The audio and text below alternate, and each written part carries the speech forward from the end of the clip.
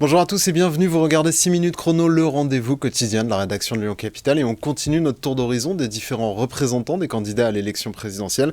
Aujourd'hui on accueille Marie-Charlotte Garin, bonjour. Bonjour. Alors vous serez aussi candidate aux législatives en juin prochain dans la 3e circonscription du Rhône et vous représentez donc Yannick Jadot ce matin. On voit pour l'instant votre candidat qui est crédité autour de 5%, ça dépend des instituts, parfois plus, parfois moins.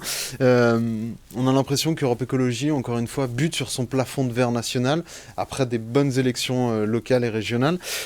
Comment vous expliquez qu'au niveau national, vous n'y arriviez toujours pas ?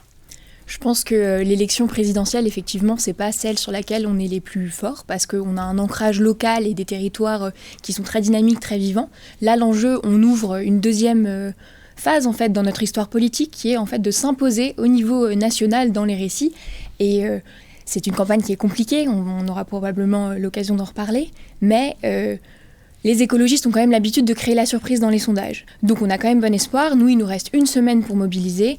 Les élus, les militants sont sur le terrain, on fait le travail et on ira chercher notamment les 40% d'indécis qui n'ont pas encore choisi pour qui ils votaient, en leur faisant la proposition du projet écologiste avec Yannick Jadot, que nous on veut comme un projet désirable pour tous et toutes, et pour un projet qui soit vraiment à la hauteur en fait des enjeux de notre temps.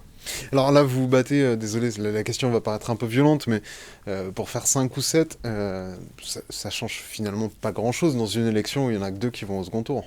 Il n'y en a que 2 qui vont en second tour, mais en fait, le score qu'on va faire au premier tour de cette élection, c'est aussi la place et le poids qu'on donne à l'écologie politique pour les 5 prochaines années de ce mandat. Et on ne peut pas se permettre de faire l'impasse sur l'écologie, sur la défense du vivant, la protection de la biodiversité et le mieux vivre ensemble, qui est aussi quelque chose que nous, on défend, les écologistes, depuis très longtemps. Beaucoup d'organismes qui notent, d'organismes écologiques ou de militants, d'associations de la cause environnementale, notent les différents les programmes des candidats. Souvent, Jean-Luc Mélenchon a des scores aussi bons, voire meilleurs qu'Yannick Jadot. Pourquoi lui, il est discrédité pour porter cette écologie politique, sachant que lui, il pourrait avoir potentiellement accès au second tour. Il pourrait potentiellement avoir accès au second tour. Nous, on est ravis que les idées qu'on défend depuis très très longtemps, elles soient reprises par d'autres forces politiques. On se retrouve encore quand même, on est souvent premier ex aequo, mais on est encore devant dans certains classements, et on en est très fiers. C'est un témoignage de notre constance, en fait, par rapport à ce qu'on a porté jusqu'à maintenant. Et moi, je salue vraiment le travail des écologistes qui ont fait un travail d'alerte sur tout un tas de sujets depuis très longtemps et qui portent encore aujourd'hui nos idées. Cette campagne, pour l'instant, elle se joue sur un terrain qui est loin du terrain de l'écologie. Il y a la guerre, il y a le pouvoir d'achat.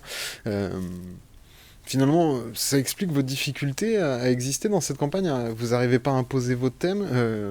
Et quel thème vous allez mettre en avant dans cette dernière semaine pour essayer de convaincre des électeurs de se porter sur Yannick Jadot ? Absolument. L'écologie, elle est absente de cette campagne, c'est un constat, alors qu'on sait que c'est la 3e préoccupation des Français, après le pouvoir d'achat et les systèmes de santé. Donc ça veut aussi dire que les préoccupations des Français et des Françaises, elles ne sont pas entendues dans ce débat. Et ça, c'est particulièrement inquiétant, notamment à l'heure, moi j'appartiens à la génération climat, et c'est impensable de se dire qu'on fait une élection où on ne parle pas d'écologie, alors que c'est fondamental. Ensuite, je dirais qu'en termes de... Mais vous, par exemple, très concrètement, en termes d'écologie, quelle serait la mesure la plus importante de votre programme ? Qu'est-ce qui pourrait permettre de changer la donne si Yannick Jadot était président de la République ? Si Yannick Jadot était président de la République, nous, on a des mesures très phares qui sont notamment sur la rénovation énergétique, la rénovation thermique. Pourquoi ? Parce que ça va toucher les ménages les plus précaires. On a 5-6 millions de ménages aujourd'hui qui vivent dans des passoires énergétiques. On voit qu'en plus, c'est un sujet avec la question des coûts de l'énergie qui augmentent, de la précarité, des gens qui ne pourront plus aller travailler parce qu'ils n'ont pas les moyens en fait, de payer tout ça. Nous, on défend aussi, par exemple, un chèque énergie de 400 € pour les foyers les plus précaires. Sur le pouvoir d'achat, vous l'avez évoqué, quelles seront vos autres mesures ? Parce que pour l'instant, par exemple, on peut retenir du programme de Yannick Jadot en la matière la suppression de la TVA sur les produits bio. On a quand même l'impression qu'il y a finalement... c'est toujours ce problème, on en revient là par rapport aux écologistes et aux autres partis, entre la fin du monde et la fin du mois. On a l'impression que cette campagne ne vous aura pas permis de trancher les deux? Vous êtes encore plutôt sur la fin du monde quand les Français sont sur la fin du mois. On dit que la fin du monde et la fin du mois, c'est le même combat. Ça, on le porte clairement. Et on dit que proposer un projet écologiste qui va transformer nos sociétés, ça ne se fait pas en laissant de côté les plus précaires. Ça, c'est fondamental. Et quand on parle de pouvoir d'achat, on parle aussi d'un SMIC à 1 500 € net d'ici la fin du mandat. On n'oublie pas les plus précaires. Fin du monde, fin du mois, même combat. Il y a aussi cet enjeu, la campagne, elle a beaucoup porté sur le nucléaire, puisque ça avait été remis finalement d'actualité par la crise ukrainienne, avec ce problème d'approvisionnement en gaz. La France qui pourrait s'engager, si Emmanuel Macron est réélu, ce qui semble être quand même le cas, sur la construction de nouveaux réacteurs. Et est-ce que là aussi, ça ne met pas finalement votre transition écologique finalement sur le grill? C'est-à-dire qu'on voit bien qu'on ne pourra pas se passer d'électricité et donc probablement pas de nucléaire. Est-ce que ça aussi, ça n'a pas joué contre vous dans cette campagne?